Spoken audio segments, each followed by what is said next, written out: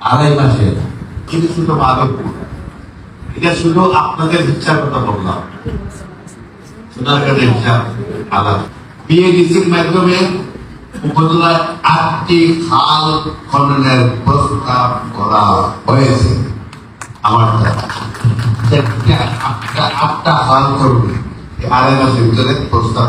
আমার মাধবপুর ইউনিভার্সিটি তো নাই এক হাজার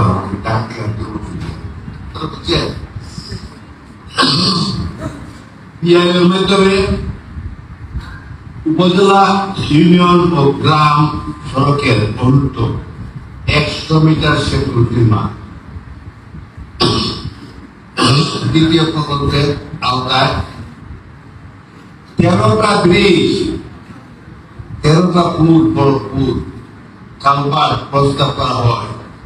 আরো 60টির প্রস্তাব প্রক্রিয়া চলমান।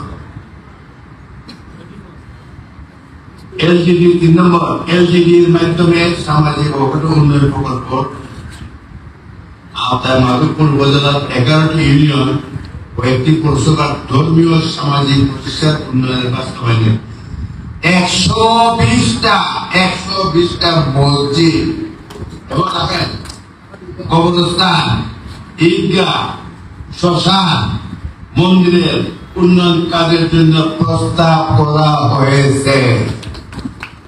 120টা।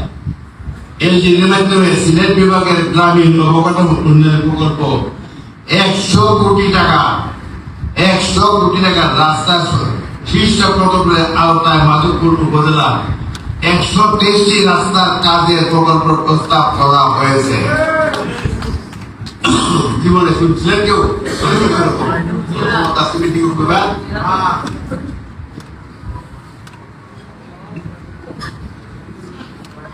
এলজিডির মাধ্যমে স্বল্প ব্যয়ে গ্রাম সড়কে ব্রিজ কালভার্ট নির্মাণ প্রকল্প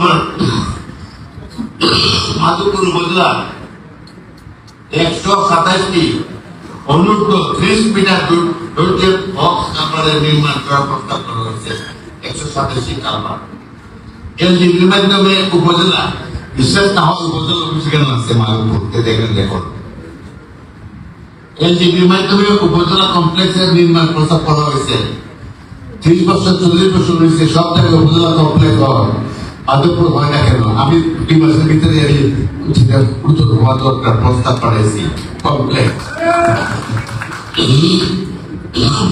প্রধানমন্ত্রীর বিশেষ তহবিল থেকে